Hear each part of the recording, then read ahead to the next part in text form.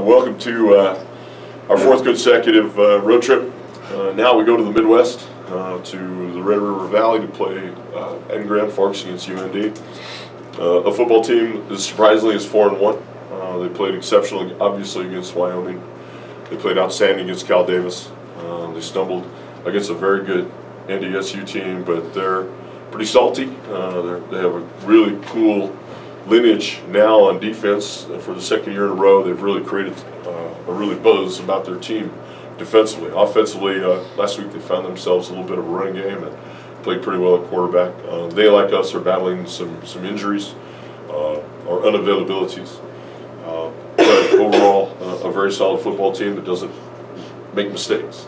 And I'm talking from the perspective of looking at our team, who leads the Big Sky Conference in turnovers by quite a wide margin.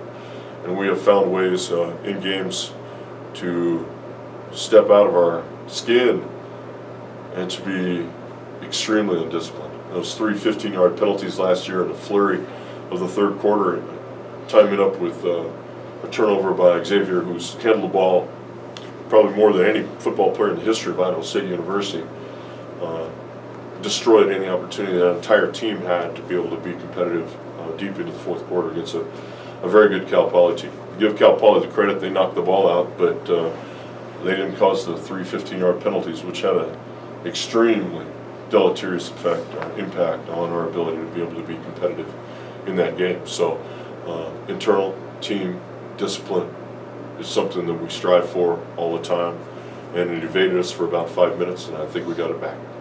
So let's talk about this week. Question? Mike, you mentioned North Dakota's running game. They've got a freshman back, Santiago, who I think has had at least 2 100-yard games. What type of a runner is he? I have not seen any tape or anything of him. He's a ballpoint pen type of runner. He punches and punches and punches until he finds the ink. He's not an explosive long strider, but has his pad level low and his feet churning all the time. He's got a never say die attitude, very similar to Xavier. Runs a good pad level with great balance. Another running quarterback, how is he different than other running QBs you faced, and is running his natural inclination? His natural inclination is to tuck it and go. I mean, they've tried to throw some passes with him, but he doesn't like the rush, and so he uses his feet to escape the rush instead of going to his second and third receivers. And young quarterbacks are wont to do that, or sometimes college quarterbacks, you can't ever get them out of it. They go to primary to run, and it's a facet of our sport that running quarterbacks, guys who run the ball at quarterback, use their feet to get themselves out of trouble. Coach Barnum, I don't want to put words in his mouth, but he said that they were somewhat surprised with the amount of times he ran, or maybe the effectiveness he ran with it. I mean, he broke over 100 yards for the first time. Was that unusual? No, because we've seen it coming. We've watched UND play several games this fall. We've seen them go more and more towards quarterback sweeps, quarterback counters, quarterback powers. And I think they're real comfortable with what this quarterback can do by running the ball. Mike, is UND, would it be fair to say that they're kind of a no-frills, basic type offense? They just get the job done? Yeah, is that fair? Sometimes I think they're in the wrong conference. They're in the Missouri Valley. They play like a lot of the Missouri Valley Conference teams do. Solid on defense, no questions in the kicking game, and offensively they do everything in their power not to hurt themselves. So not a wide open, throw it, spit it, throw it, spit it, spit it, spit it, throw it team like we are. They're a team that's going to play to the nuances of the moment and use their offense only to the extent that it provides them enough points to get a small margin of victory. They love 17-10, 17-16. And they're built defensively to sit on top of you without a lot of pressure. Even though they sound like they're a pressure team, they're not really a pressure team. They're a team that sits back and makes you earn it every chip and trip down the field. It sounds like they're comfortable, Mike, with close games, because I think they've won 3 games this year by a touchdown or less. Yeah, they don't. Drake's a non-scholarship program, and their margin of victory over Drake we'd consider unacceptable here, and they were like, "Man, that was great. We won." It's a different mindset, just a different mindset. Is it I heard some stat they blitz a majority of the time, but you're saying maybe they don't, or what do you When mean we by? first saw it, we felt like it was going to be a lot of blitz, and at first blush, it looks like it's all pressure, but it's not. It's 4 and 5 man pressures that are pretty natural. They do a good job of covering. They do a nice job of trapping into corners where they play inside of the receivers and try to get you to throw quick outs. They want to make you think that they're blitzing every time, so you should throw the ball short and their corners can jump on the out pattern. So the illusion is not exactly what it seems. And by game 6, everybody draws a pretty good beat on what everybody else is trying to do. Everybody's got video editing, and we've broken them down enough times to know exactly what we're going to see. And they're not going to change, and we're not going to change. So strength against strength when it's our offense versus our defense, because I'm really pleased with where we've come offensively now with Michael. Michael, even though we ended last game with an interception, and it's been his 3rd game, I believe, on his last play on the field with an interception, he really played outstanding throughout the night.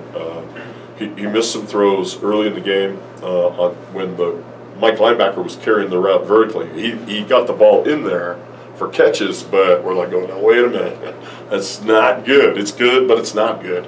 So you got to make sure he takes the underneath stuff a little more. You say you're happy with Michael. What have you seen with him development-wise over the last few weeks, even though things have gone really wrong? Well, his footwork's gotten great. His accuracy's gotten much better. His sense of where we're at, throwing and passing, is very outstanding. He's spreading the ball around to a plethora of receivers. He's not just focusing in on one guy, and that one guy's pretty darn good. But he's done a good job. Sometimes our quarterbacks in the past, they would zero in on Rod Rumble or Luke Austin or Madison. And that's a danger with a young quarterback. You've got to make sure you spread the ball around, and we throw to a variety of receivers in a variety of aspects and a variety of plays. And that's one thing Michael's been stayed true to what we're doing. He's just got to be able to make sure that he continues to manufacture points on every possession. I mean, we're seeing a couple teams in the United States now at the level above us and in our own conference that never punt. Eastern Washington, Montana State, those guys hardly ever punt.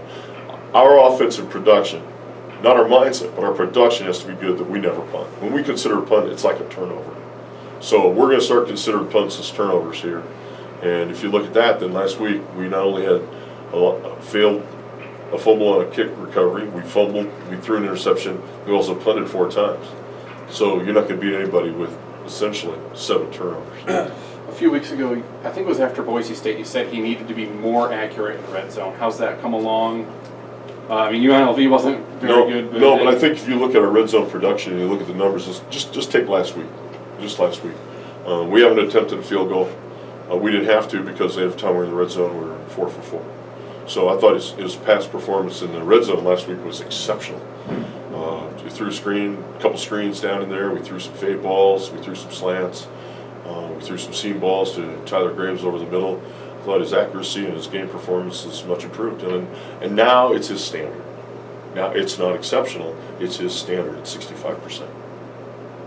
What's that tell you about him coming in, being the quarterback, his development and his attitude? What's that tell you about the future? All of it, Jeff. He reminds me a lot of Matt Ryan from Atlanta. He looks the same. He's got the same kind of delivery, but his demeanor and makeup is exactly what we wanted our quarterbacks. He's smart, he's intelligent, he's quietly competitive, and he's humble. And he's taking coaching. And I can see almost on every single play how both he and Tanner Guller are applying the coaching to the situation. We've grown monstrously at quarterback. We had a long ways to go. So it's all part and parcel of getting to October 1st with a competent quarterback. Here we are. Will Rattel, their middle linebacker, You mean Nick Albano?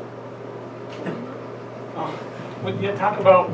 Doesn't it remind you of Nick Albano? He's exactly Nick Albano. Kid from Minnesota who played for us out of Rochester Junior College. Exact same size, 6'2", 250, fast, tough, burly, gonna hit you, gonna run at you, gonna hit you, gonna hit you, gonna hit you. Yes, Nick Albano. So it's great. Play against us. Nick, I didn't know Nick had transferred and taken a new name. I'm sure he's enjoying his career at UND. But go ahead, Jim. Well, you spoke to it. Is he the linchpin that, they're holding teams to like 68 yards a game on the ground. Is he the guy that focuses? No, they're all, they play great team defense. They don't have one single defensive guy that's that's a standout or a stalwart. They just play a different defense than what we're used to seeing. They play everybody up close, and they try to run into gaps, and they try to run through gaps to make you feel like they're pressuring. They're just trying to sit on top of the run, but also they're carrying the pass. So they're good defensively because they got a nice scheme. They believe in it. And they're playing hard. I think the last part of that statement is more important than what they run. They believe in it and they're playing hard. What's the state of your defense right now? Well, we've been savaged.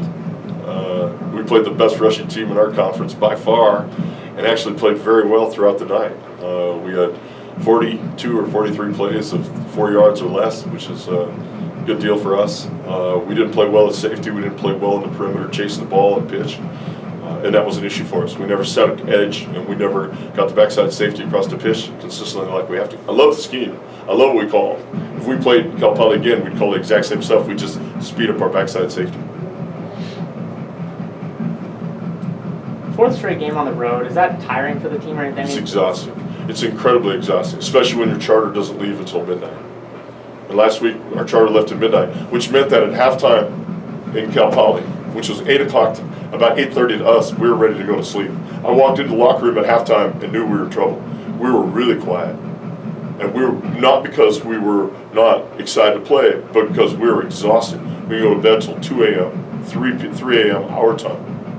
And so it was just a function of the flight. But the last thing I'm ever going to knock is a mechanical failure that gets fixed on a flight. So don't want to go there. But it made it harder on us to be able to play. And it had an impact on us. In fact, if you look at circadian patterns of athletes, you disrupt the team to 2 a.m. or 3 a.m. in the morning, you're going to get what you get, a slow, sleepy second half is the way we play. It's not an excuse. It's the fact. Have you ever played 4 straight road games like this before? Yeah. Yeah.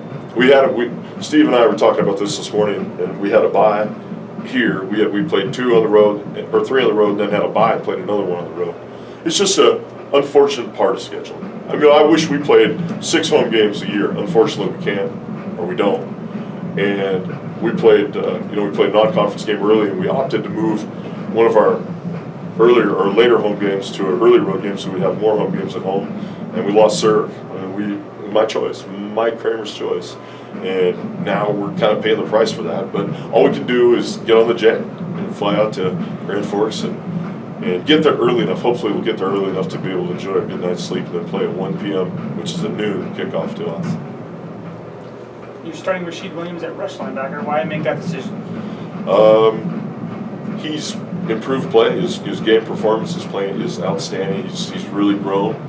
He's really playing maybe more consistently than we've played there up to this point. He was a DN before Horace. How much of a transition is it to rush? Not much. We drop him occasionally, but he plays pretty well on the outside. He's got really nifty feet at 257 pounds. He's got good size. He's really disciplined in how he plays. He plays square. He plays smart. He's not just running around. And sometimes our just running around stuff has really gotten us in trouble. We keep total number of critical errors at every position, and you get so many critical errors, at some point you're going to have to come off the field, whoever you are, at every position. Is the hope that him playing rush, will that directly benefit the run defense? I guess we'll find out. We're trying to play the best 11 guys. And him moving to rush, I wouldn't read a lot into it. We're just trying to make sure that we get the best 11 guys in the field. Because the other position we've struggled at mightily has been safety. And we've had a revolving door. We've tried Camino, we've tried Biddle, Jeremy Biddle. We've actually gone to the freshman, Jason Miller, a little bit, and then we've gone back to Camino Ward. We are unhinged at strong safety. We have got to get that fixed. And how do you do that? Boy, you just keep rotating guys through until you find a guy who gets more comfortable to make tackles and make plays on a consistent and considerable basis. Well, I was reading this thing you talked about in the past. You said every team you've had, I think, but like 1 year at ISU was better at the end than at the beginning. I think that's something you really. So is this team on a trajectory to be better later in the year than at the beginning? I hate to really pinpoint it down to one position, but one position really determines our success on defense, and that's safety. And we can't play better defense when we can't play better at safety. It's coming down literally to one position that has to play better to make us better in the back end, and that's safety. Our safety play at one position has been atrocious, and we've got to get that fixed. And hopefully, guys will learn from their mistakes and apply themselves better and be a factor, a positive factor in the game instead of a negative factor in certain defense. And the same thing happened to us at 12. We got worse and worse and worse defensively, and we got worse at safety. That it? Is there a sense of urgency now? Sure.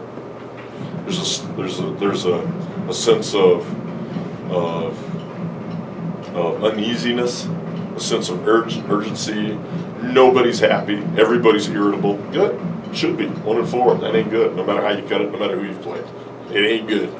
That's not great English, but it's exactly what Yogi said, so it ain't good. All right, thanks guys. Thank you. Thanks, I see you.